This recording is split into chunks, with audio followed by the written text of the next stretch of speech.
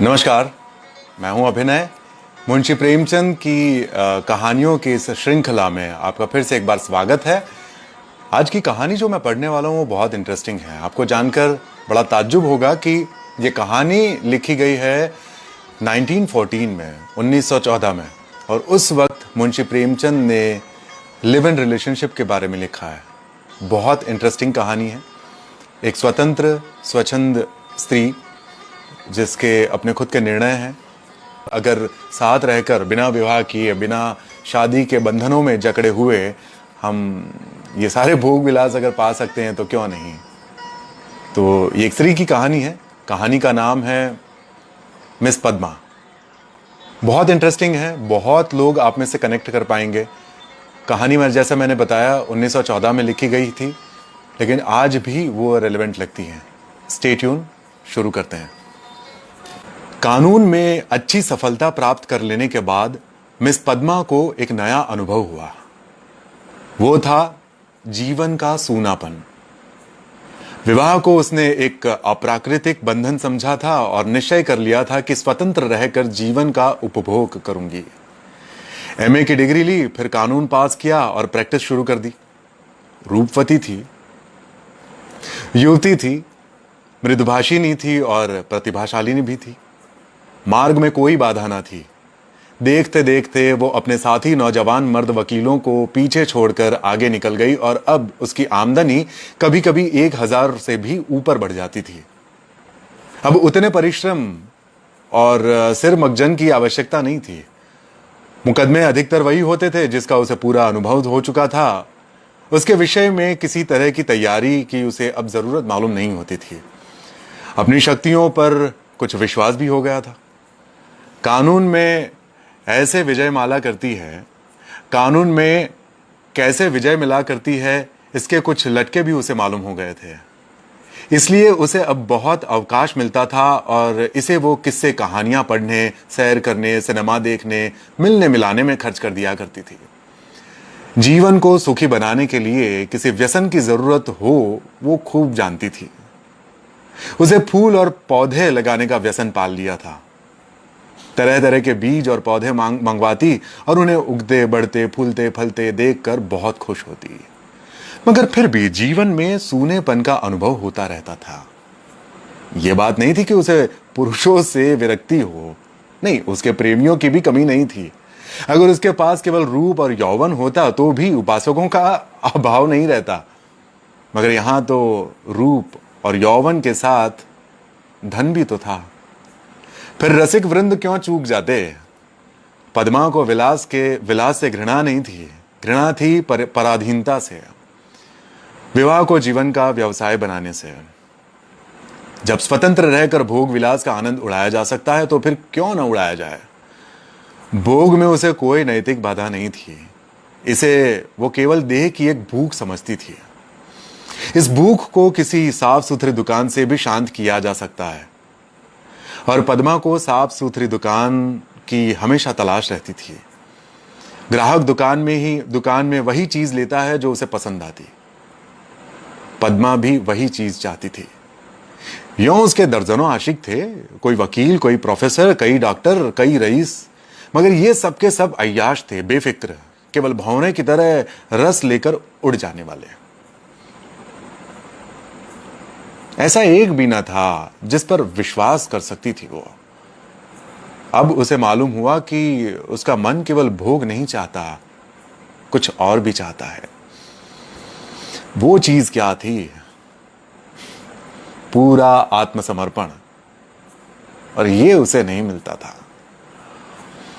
उसके प्रेमियों में एक मिस्टर प्रसाद था, बड़ा ही रूपवान और धुरंधर विद्वान। एक कॉलेज में प्रोफेसर था। वो भी मुक्त भोग के आदर्श का उपासक था और पद्मा उस पर फिदा थी। चाहती थी कि उसे बांध कर रखे, संपूर्णतः अपना बना ले। लेकिन प्रसाद चंगुल में नहीं आता था। संध्या हो गई थी। पद्मा सैर करने के लिए जा रही थी कि प्रसाद आ गया। सैर करना मुलतवी हो गया। बातचीत में सैर से कहीं ज्यादा आनंद था और पद्मा आज प्रसाद से कुछ दिल की बात कहने वाली थी। कई दिन के सोच विचार के बाद उसने कह डालने का यह निश्चय किया, उसने प्रसाद की नशीली आंखों से आंखें मिलाकर कहा, तुम यहीं मेरे बंगले में आकर क्यों नहीं रुकते? प्रसाद ने कुटिल विनोद के साथ कहा, नतीजा ये होगा कि 2-4 महीने में ये मुलाकात भी बंद हो जाएगी। मेरी समझ में नहीं आया, तुम्हारा आशय क्या है? हाँ, आशय वही है जो मैं कह रहा हूं। आखिर क्यों? मैं अपनी स्वतंत्रता न खोना चाहूंगा, न तुम अपनी स्वतंत्रता खोना चाहोगी। तुम्हारे पास तुम्हारे आशिक आएंगे, मुझे जलन होगी। मेरे पास मेरी प्रेमिकाएं आएंगी, तुम्हें जलन होगी। मनमुटाव होगा, फिर वैमनस्य होगा और तुम मुझे घर से निकाल दोगी। घर तुम्हारा ही है, मुझे बुरा लगेगा ही। फिर ये मैत्री कैसे निभेगी? दोनों कई मिनट तक मौन रहे। प्रसाद ने परिस्थिति को इतने स्पष्ट, बेलाग, लठदार शब्दों में खोल कर रख दिया था कि कुछ कहने की जगह न मिलती थी। आखिर प्रसाद को ही कोई नुक्ता सूझा। बोला, जब तक हम दोनों ये प्रतिज्ञा ना कर लें कि आज से मैं तुम्हारा हूं और तुम मेरी हो, तब तक एक साथ निर्वाह नहीं हो सकता। तुम ये प्रतिज्ञा करोगे? पहले तुम बतलाओ। मैं तो करूंगी। हाँ, तो मैं भी करूंगा, मगर इस एक बात के सिवा मैं और सभी बातों में स्वतंत्र रहूंगी। और मैं भी सिर्फ इस एक बात के सिवा हर बात में स्वतंत्र रहूंगा। मंजूर? मंजूर तो कब से? जब से तुम कहो। मैं तो कहती हूं कल ही से। तय? लेकिन अगर तुमने इसके विरुद्ध आचरण किया तो? और तुमने किया तो? तुम मुझे घर से निकाल सकती हो, लेकिन मैं तुम्हें क्या सजा दूंगा?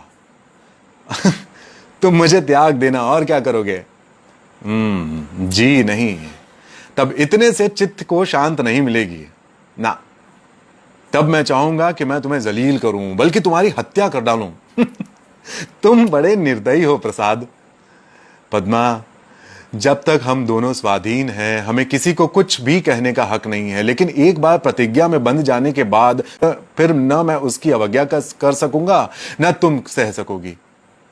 तुम्हारे पास दंड का साधन है, मेरे पास नहीं है। कानून मुझे कोई भी अधिकार नहीं देगा। मैं तो केवल अपने पशुबल से प्रतिज्ञा का पालन करवाऊंगा, और तुम्हारे इतने नौकरों के सामने मैं अकेला क्या कर पाऊंगा? तुम तो चरित्र का श्याम पक्ष ही देखते हो। जब मैं तुम्हारी हो रही हूं तो ये मकान, ये नौकर चाकर और ये जायदाद सब कुछ तो तुम्हारा है। हम तुम दोनों जानते हैं कि ईर्ष्या से ज्यादा घृणित कोई सामाजिक पाप नहीं है। तुम्हें मुझसे प्रेम है या नहीं है ये मैं नहीं कह सकती, लेकिन तुम्हारे लिए मैं सब कुछ सहने, सब कुछ करने के लिए तैयार हूं। दिल से कहती हो? सच्चे दिल से। मगर न जाने पद्मा, क्यों तुम्हारे ऊपर विश्वास नहीं आ रहा है मुझे। मैं तो तुम्हारे ऊपर विश्वास कर रही हूं। ये समझ लो कि मैं मेहमान बनकर तुम्हारे घर में नहीं रहूंगा, स्वामी बनकर रहूंगा। हां, तुम घर के ही स्वामी नहीं, मेरे भी स्वामी बनकर रहना। बस मैं तुम्हारी स्वामिनी बनकर रहूंगी। प्रोफेसर प्रसाद और मिस पद्मा दोनों साथ रहते हैं और अब प्रसन्न हैं। दोनों ही ने जीवन का जो आदर्श मन में स्थिर कर लिया था वो सत्य बन गया था। प्रसाद को केवल 200 रुपए वेतन मिलता था, मगर अब वो अपनी आमदनी का दुगना भी खर्च कर दे तो परवाह नहीं थी। पहले वो कभी कभी शराब पीता था, अब दिन रात शराब में मस्त रहता है। अब उसके लिए अलग अपनी कार है, अपने अलग नौकर है, तरह तरह की बहुमूल्य चीजें मंगवाता रहता है, और पद्मा भी बड़े हर्ष से उसकी सारी फिजूल खर्चियां बर्दाश्त करती है। अरे नहीं, बर्दाश्त करने का प्रश्न नहीं है, वो खुद उसे अच्छे से अच्छे सूट पहनाकर अच्छे से अच्छे ठाठ में रखकर प्रसन्न होती है। जैसी घड़ी इस वक्त डॉक्टर प्रसाद के पास है, शहर में बड़े से बड़े रईस के पास भी नहीं होगी। और पद्मा जितना ही उससे दबती है, प्रसाद उतना ही उसे दबाता है। कभी कभी उसे नागवार भी लगता है, पर किसी अज्ञात कारण से उन्हें को उसे वश में पाती है। प्रसाद को जरा भी उदास या चिंतित देखकर उसका मन चंचल हो जाता है। उस पर आवाजें कसी जाती हैं, फप्तियां चुस्त की जाती हैं। जो उसके पुराने प्रेमी थे वे उसे जलाने और कुढ़ाने का प्रयास भी करते हैं, पर वो प्रसाद के पास आते ही सब कुछ भूल जाती है। प्रसाद ने उस पर अपना पूरा आधिपत्य पा लिया है और उसने इसका ज्ञान पद्मा की बारीक आंखों से पढ़ लिया है और उसका आसन अच्छी तरह पा लिया है उसने। मगर जैसे राजनीति के क्षेत्र में अधिकार दुरुपयोग की ओर जाता है, उसी तरह प्रेम के क्षेत्र में भी दुरुपयोग की ओर ही जाता है। और जो कमजोर है, जो तावान देना पड़ता है। आत्म अभिमानी पद्मा अब प्रसाद की लौंडी थी और प्रसाद उसकी दुर्बलता का फायदा उठाने से क्यों चूकता। उसने कील की पतली नोक चुभा दी थी और बड़ी कुशलता से उत्तर उसे अंदर ठोकता जाता था। यहां तक कि उसके रात को देर में घर आना भी शुरू हो गया था। पद्मा को अपने साथ नहीं ले जाता था, उससे बहाना करता रहता था कि सिर में दर्द है, और जब पद्मा घूमने जाती थी तो अपनी कार निकालकर उड़ जाता। 2 साल गुजर गए थे और पद्मा को अब गर्भ भी था। वो स्थूल भी हो चली थी। उसके रूप में पहले जैसी नवीनता और मादकता नहीं रह गई थी। वो घर की मुर्गी थी, साग बराबर। एक दिन इसी तरह पद्मा लौट कर आई तो प्रसाद गायब थे। वो झुंझला उठी। इधर कई दिन से वो प्रसाद का रंग बदलता हुआ देख रही थी। आज उसने कुछ स्पष्ट बातें कहने का साहस बटोरा। 10 बज गए, 11 बज गए, 12 बज गए। पद्मा उसके इंतजार में बैठी थी। भोजन ठंडा हो गया था, नौकर चाकर सो गए थे। वो बार बार उठती, फाटक पर जाती, नजर दौड़ाती। 1 बजे के करीब प्रसाद घर आया। पद्मा ने साहस तो बहुत बटोरा था, पर प्रसाद के सामने आते ही इतनी कमजोरी मालूम हुई। फिर भी उसने जरा कड़े स्वर में पूछा, आज इतनी देर रात तक कहां थे? कुछ खबर है? कितनी रात हो गई है? प्रसाद को वो इस वक्त असुंदरता की मूर्ति सी लग रही थी। वो एक विद्यालय की छात्रा से के साथ सिनेमा देखने गया था। बोला कि तुमको आराम से सो जाना चाहिए था। जिस दशा में अभी तुम हो, इससे तुम्हें जहां तक हो सके आराम में रहना चाहिए। पद्मा का साहस कुछ प्रबल हुआ। तुमसे जो पूछती हूं उसका जवाब दो। कहां थे तुम? तुम मेरे साथ दगा कर रहे हो, ये मैं साफ देख रही हूं। तुम्हारी आंखों की ज्योति कुछ बढ़ गई है शायद पद्मा। मैं इधर कई दिन से तुम्हारा मिजाज कुछ बदला हुआ देख रही हूं। मैंने तुम्हारे साथ अपने को बेचा नहीं है। अगर तुम्हारा जी मुझसे भर गया हो तो मैं आज ही जाने के लिए तैयार हूं। तुम जाने की धमकी क्यों देते हो मुझे? यहां तुमने आकर कोई बड़ा त्याग नहीं किया है। मैंने त्याग नहीं किया है। मैंने त्याग नहीं किया है। तुम ये कहने का साहस कैसे कर सकती हो? मैं देखता हूं तुम्हारा मिजाज कुछ बिगड़ा जा रहा है। तुम समझती हो मैंने तुम्हें अपंग कर दिया है, मगर मैं इसी वक्त तुम्हें ठोकर मारने को तैयार हूं। इसी वक्त, समझी? पद्मा का साहस जैसे बुझ गया था। प्रसाद अपना ट्रंक संभाल रहा था। पद्मा ने दीन भाव से कहा, मैंने तो ऐसी कोई बात नहीं की थी जो तुम इतना बिगड़ उठे। मैं तो केवल तुमसे पूछ रही थी कहां थे। क्या मुझे इतना भी अधिकार नहीं देना चाहते तुम? मैं कभी तुम्हारी इच्छा के विरुद्ध कोई काम नहीं करती और तुम मुझे बात बात पर डांटते रहते हो। तुम्हें मुझ पर जरा भी दया नहीं आती। मुझे तुमसे कुछ भी तो सहानुभूति मिलनी चाहिए ना। मैं तुम्हारे लिए क्या कुछ करने के लिए तैयार नहीं हूं। और आज जो मेरी दशा हो गई है तो तुम मुझसे आंखें फेर ले रहे हो। उसका कंठ रूध गया और मेज पर सिर रखकर फूट फूट कर रोने लगी। प्रसाद ने यहां पर पूरी विजय पा ली। पद्मा के लिए मातृत्व अब बड़ा ही अप्रिय प्रसंग था। उस पर एक चिंता मंडराती रहती थी। कभी कभी ये भय से कांप उठती थी और पछताती थी। प्रसाद की निरंकुशता दिन ब दिन बढ़ती जा रही थी। क्या करें क्या ना करें। गर्भ पूरा हो गया था। वो कोर्ट भी नहीं जाते थे। दिन भर अकेली बैठी रहती। प्रसाद संध्या समय आता, चाय बार पीकर फिर से उड़ जाता, तो 11-12 बजे तक वापस आने का नाम नहीं लेता था। वो कहां जाता था ये भी अब पद्मा से छिपा नहीं था। प्रसाद को जैसे उसकी सूरत से नफरत थी।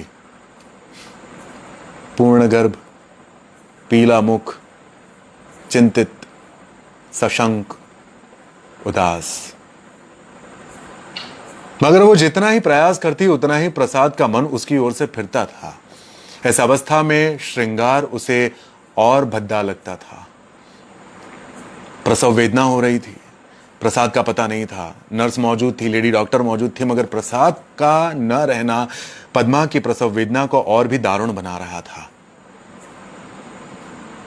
बालक को गोद में देखकर उसका कलेजा फूल उठा, मगर फिर प्रसाद को सामने न पाकर उसने बालक की ओर से मुंह फेर लिया। वो मीठे फल में जैसे कीड़े पड़ गए हो।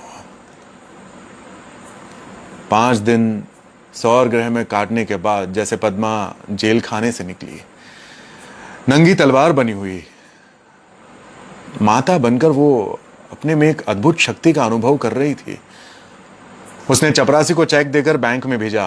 प्रसव संबंधी कई बिल अदा करने बाकी थे। चपरासी बैंक से खाली हाथ वापस लौटा। पद्मा ने पूछा, रुपए कहाँ हैं? वो तो बैंक के बाबू ने कहा कि रुपये तो सब प्रसाद बाबू निकाल के लिए गए हैं। क्या? पद्मा को मानो जैसे गोली लग गई थी। 20,000 रुपए प्राणों की तरह संचित करके रखे थे इस शिशु के लिए। हाय। शहर से निकलने पर मालूम हुआ प्रसाद विद्यालय की एक बालिका को लेकर इंग्लैंड की सैर को निकल चला है। झल्लाई हुई पद्मा घर में आई, प्रसाद की तस्वीर उठाकर जमीन पर पटक दी और उसे पैरों से कुचला। उसका जितना सामान था उसे जमा करके दिया, सलाई लगा दी और उसके नाम पर थूक दिया। इस कहानी को मैं यहां पर पॉज करना चाहता हूं। एक आखिरी सेंटेंस बाकी है। मैं आपसे पूछना चाहता हूं कि इस कहानी का अंत आप क्या सोचते हैं? इसका कहानी का अंत क्या हो सकता है? एनीवे, शुरू करते हैं आगे। प्रसाद की तस्वीर उठाकर जमीन पर पटक दी और उसे पैरों से कुचला। उसका जितना सामान था उसे जमा करके दिया, सलाई लगा दी और उसके नाम पर थूक दिया। 1 महीना बीत गया। पद्मा अपने बंगले के फाटक पर शिशु को गोद में लिए खड़ी थी। उसका क्रोध अब शोकमय निराशा बन चुका था। बालक पर कभी दया आती, कभी प्यार आता, कभी घृणा आती। उसने सड़क पर देखा एक यूरोपियन लेडी अपने पति के साथ अपने बालक को बच्चे गाड़ी में बिठाए लिए चली जा रही थी। उसने हसरत भरी आंखों से उस खुशनसीब जोड़े को देखा और उसकी आंखें सजल हो गई। This is the end of the story. ये मैं आपसे बीच में रोक कर इसलिए मैं पूछ रहा था कि इसका अंत क्या हो सकता है। वापस आता है, शायद पद्मा उसे माफ नहीं करती है, पूरा बदला लेती है या उसको उसका सबक सिखाती है। लेकिन क्या सच में ऐसा होता है? हमारे इर्द गिर्द क्या ऐसे लोग नहीं हैं जो हमारे जीवन में आते हैं, अच्छी खासी मीठी प्यारी बातें करते हैं, इंटेंशनली, अनइंटेंशनली, नोइंगली, अननोइंगली, ज़्यादातर तो इंटेंशनली हमारा उपयोग करते हैं, चले जाते हैं। और हम प्यार में इतने पगलाए भी होते हैं कि हम अपना उपयोग होने भी देते हैं। हमें उस वक्त कोई सूझ नहीं रहती है। मैंने शुरुआत में ही कहा कहानी कि ये कहानी 1914 में लिखी गई है। लिव इन रिलेशनशिप के बारे में आज भी अगर हमें सोचना हो तो हमारे इंडियन सोसाइटी में हमें 50 बार सोचना पड़ता है। This is the reality. लेकिन हमारी उम्मीदें जो हैं वो फिल्मों की, मैंने बताया वैसे फिल्मों से हैं कि फिल्मों में जिस तरीके से हैप्पी एंडिंग होता है कि 2 प्यार करने वाले फिर से मिल जाते हैं और कहानी का खूबसूरत अंत आता है, ज़रूरी नहीं है कि हर बार ऐसा हो। फिर से मिलेंगे। आपके जो रिस्पॉन्स हैं वो प्लीज़ मुझे इनबॉक्स में लिख करके भेजिए। वहाँ पर भी आप इस कहानी के बारे में या मेरे नरेशन के बारे में आपको कोई सुझाव हो या आपको अगर अच्छा लगा हो तो वर्ड ऑफ अप्रिसिएशन भी वहाँ पर आप मुझे शेयर कर सकते हैं मेरे साथ। नरेशन मुंशी जी की कहानी अगर आपको पसंद आई हो तो ये IGTV पर मेरे प्रोफाइल में अवेलेबल रहेगा। Do share with your friends, जो लोग भी साहित्य में रुचि रखते हैं, लिटरेचर में इंटरेस्टेड हैं, please do share. Thank you so much, love you, see you tomorrow at 10 o'clock। Love you, bye.